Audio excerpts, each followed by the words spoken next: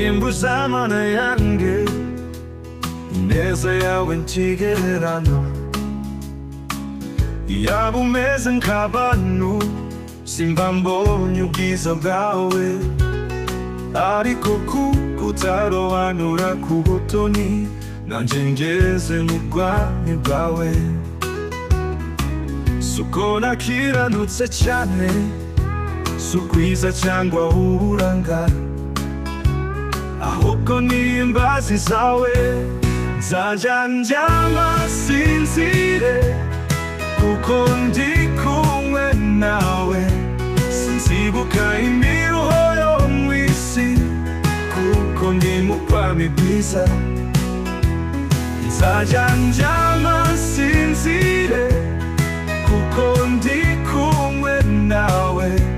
Sinzibuka imiruho yo mu isi, kuko ndi mu bwami bwiza. Nibyo koko gusambana narabikoze, simakana ko nasenye ingo za benshi, harimo n'urugo rwanje gusa uwambeshera n'uwavuga ko nabafashe ku ngufu. Abo twabikoze babaga babishaka, uwo bavuga wiyahuye barabeshya, kuko video twafashe niwe wabinsabye. Sinumva ukuntu rero yakwiragura, ubanza ashobora kuba yarishwe. Nzajya ndyama sinzire, kuko ndi kumwe nawe. Sinzibuka imiruho yo mu isi, kuko ndi mu bwami bwiza. Nzajya ndyama sinzire, kuko ndi kumwe nawe.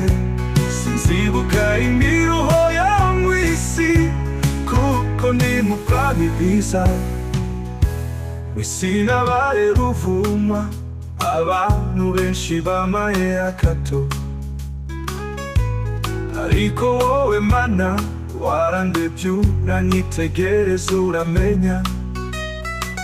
Usanga nkwiye ubwami bwawe, nanjye nzajya fatanya n'abamarayika, kugusingiza ubudasiba.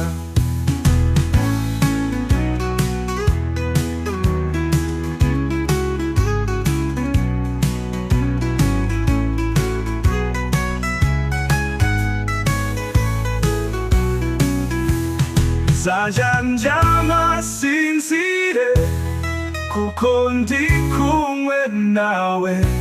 Sinzibuka imiruho yo mu isi, kuko ndi mu bwami bwiza. Nzajya ndyama sinzire, kuko ndi kumwe nawe.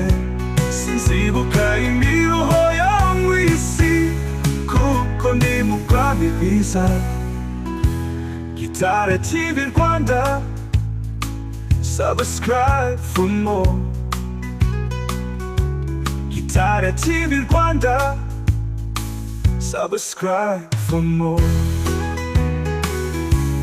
Nzajya ndyama sinzire, kuko ndi kumwe nawe. Sinzibuka imiruho yo mu isi, kuko ndi mu bwami bwiza. Nzajya ndyama